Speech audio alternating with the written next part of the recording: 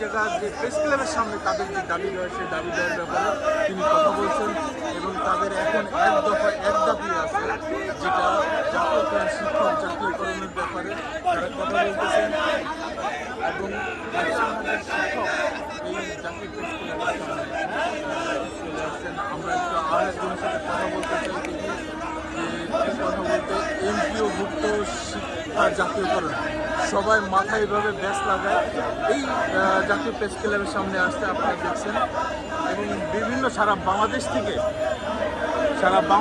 থেকে শিক্ষকরা জাতীয় প্রেস ক্লাবের সামনে নিউজ বাংলা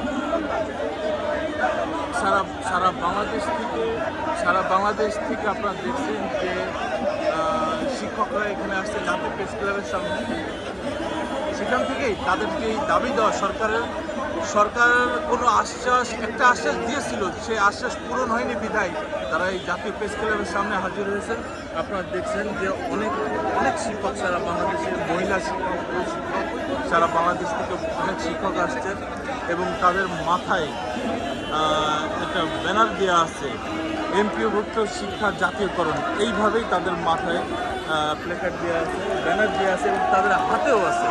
সে হাতে তাদের যে প্ল্যাকার্ড ব্যানার দেওয়া আছে মাননীয় প্রধান উপদেষ্টা বাড়ি ভাড়া 45% এবং ভাতা উৎসব 100%, এইভাবেই তারা তাদের দাবিগুলো জানাচ্ছেন।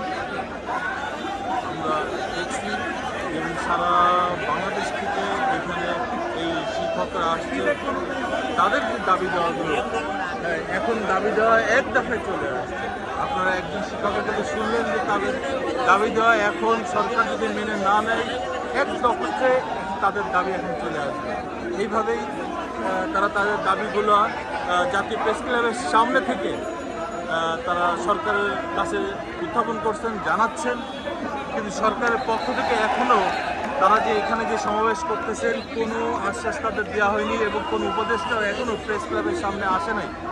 আপনারা দেখছেন যে তারা এখনও ঠিক মঞ্চ বলা যায় না, একটা বিশাল ব্যানার নিয়ে তারা তার নিচে এই সমাবেশটা করতেছেন জাতীয় প্রেস ক্লাবের সামনে এবং হাজার হাজার সারা বাংলাদেশ থেকে শিক্ষকরা আসছে। আপনারা দেখছেন তাদের যদি 4-5টা দাবি আছে, সেই দাবি যদি মেনে নেওয়া না হয় তাহলে তারা এক দফা দাবিতে যাবেন এমনও বলছেন কোনো শিক্ষক। এবং কখন তাদের দাবি দেওয়া পূরণ হবে তারা সেই অপেক্ষায় আছেন এবং চেষ্টা করতেছেন সরকারের সাথে যোগাযোগ রাখার, যে তাদের দাবি দেওয়াগুলো যেন পূরণ করা হয়। যেহেতু তারা সারা বাংলাদেশ থেকে আসছেন, অনেক দূরে থেকে আসছেন, এখানে সময়েরও ব্যাপার আছে এবং আকাশের অবস্থাও ভালো না, বৃষ্টি পড়ছে, সব মিলাই পরিবেশটাও তেমন একটা ভালো না বৃষ্টির কারণে।